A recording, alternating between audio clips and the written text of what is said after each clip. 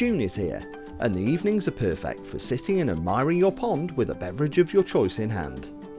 But before you get too relaxed, there's just a few things that need sorting out. Here are some top tips for outdoor and indoor fish keepers to really get the best from your pond or aquarium during June. Goldfish will start their spawning chases when temperatures hit 15 degrees Celsius. Keep an eye out for excessive damage as males pursue females, and be ready to administer an antibacterial or antifungus treatment to prevent any secondary infections occurring. Make sure that the male to female ratio isn't too heavy, as many people become very good at picking slender fishes with long fins that normally turn out to be males. Conditions remain ideal for algae growth. Make sure your ultraviolet unit is clean and working at peak efficiency. As lamps lose their effectiveness after 6 to 12 months of use, a new lamp is essential each year. Even after months of use, an old lamp will still look the same, but that's only because the range of the spectrum that controls algae is invisible to the human eye. Add summer bedding to your pond, in the shape of the hard-working but tender floating plants such as water lettuce. These greedy plants will help to starve out algae by taking up nutrients and providing shade. If they start to yellow, add a liquid pond plant food to top up iron levels. As a quick fix, try ram's horn snails, which are harmless to plants, or an algaecide to provide a rapid response. Using a blanket weed treatment will have an impact, then you can use sludge remover to help clean up the aftermath, and plant heavily to add competition for nutrients.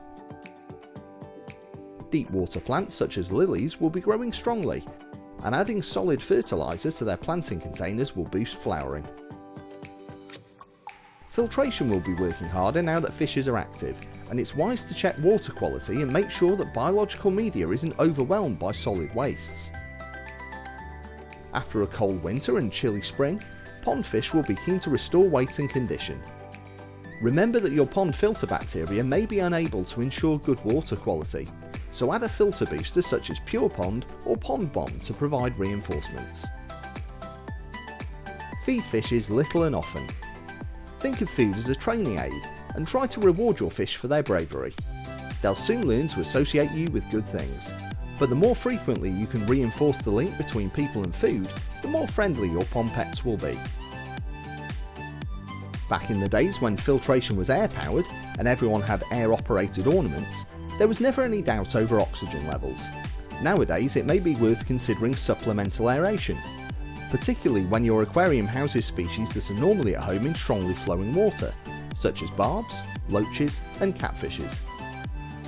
Air pumps are steadily getting quieter and can always be run on a timer to avoid causing too much disruption to those sensitive to the sound of bubbling. This is a great time of year for live foods.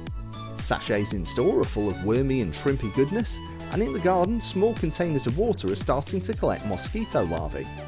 Both posh and homegrown versions will be welcomed by pet fish that are happy to hunt for their supper.